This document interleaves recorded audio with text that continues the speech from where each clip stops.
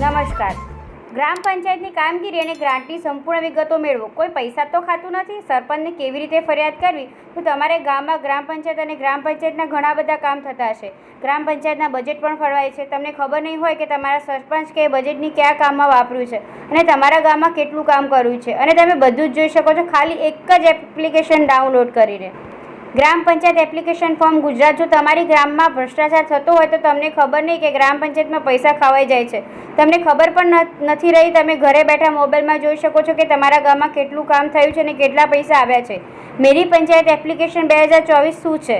તો મેરી પંચાયત એપ્લિકેશન કેમ કે સરકાર દ્વારા 2023માં બહાર પાડવામાં આવી હતી, જે દરેક પંચાયતના કામ તેની અંદર રાખવામાં આવે છે અને કોઈપણ વ્યક્તિ તેમના ગામની પંચાયતની કામ કેવું થાય છે, કેટલા પૈસા આવે છે અને કઈ જગ્યાએ કેટલા પૈસા વાપરવું તેનું બધું એપ્લિકેશનમાં આપેલું હોય છે. મેરી પંચાયત એપ્લિકેશન 2024ની વિશેષતા જણાવું છું. મેરી પંચાયત એપ ડાઉનલોડ. મેરી પંચાયત એપ્લિકેશન દ્વારા તમે તમારા ગામનું બજેટ અને કયા કામમાં કેટલા પૈસા વાપરવાના છે તે જોઈ શકો છો. ગ્રામ પંચાયતમાં હાલમાં જે કામ ચાલુ છે તે માહિતી મેળવી શકો છો. તમારા ગ્રામ પંચાયતના બેંકમાં કેટલા પૈસા પડ્યા છે તે પણ જાણી શકો છો. મારી ગ્રામ પંચાયતમાં હાલમાં કેટલી ગ્રાન્ટ પડી છે અને કઈ ગ્રાન્ટ કઈ જગ્યાએ વાપરવામાં આવેલી છે તેની પણ માહિતી આપેલી છે. તમારા ગ્રામ પંચાયતમાં સરપંચ કોણ છે, તલાટી કોણ છે, તેનો મોબાઈલ નંબર અને ઈમેલ એડ્રેસ તેની અંદર આપેલો હોય છે. તમે મેરી પંચાયત એપ્લિકેશન દ્વારા તમારા સરપંચ અને તલાટી સામે કોઈ કામની ખરાબ હોય અથવા કોઈ કામ સારું ના થયું હોય તો તેની સામે ફરિયાદ પણ કરી શકો છો.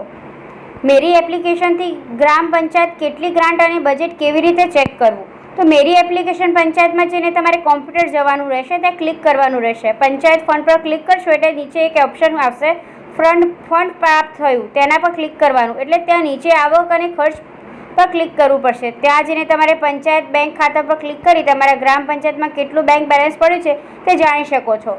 મેરી પંચાયત એપ્લિકેશન 2024 ડાઉનલોડ કેવી રીતે કરવી? તો એપ્લિકેશન ડાઉનલોડ કરો. ગૂગલ પ્લે સ્ટોર અથવા એપલ પ્લે સ્ટોર ઉપર જાઓ, પછી મેરી પંચાયત શોધો. ત્યાં ઇન્સ્ટોલ પર બટન પર ક્લિક કરો. એપ્લિકેશન ખોલો અને નોંધણી કરો. તમારા મોબાઈલ નંબર અને ઈમેલ આઈડી દાખલ કરો. ચાલુ કરો. બટન પર ક્લિક કરો. તમારી ગ્રામ પંચાયતની માહિતી દાખલ કરો.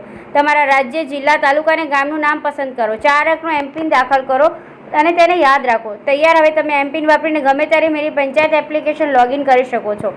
મેરી પંચાયત એપ્લિકેશન 2024 ફરિયાદ કેવી રીતે કરવી? તો સૌપ્રથમ તમારે મેરી પંચાયત એપ્લિકેશન હોમ પેજ પર જે રજિસ્ટર ફરિયાદ લખેલું છે ત્યાં ક્લિક કરવાનું.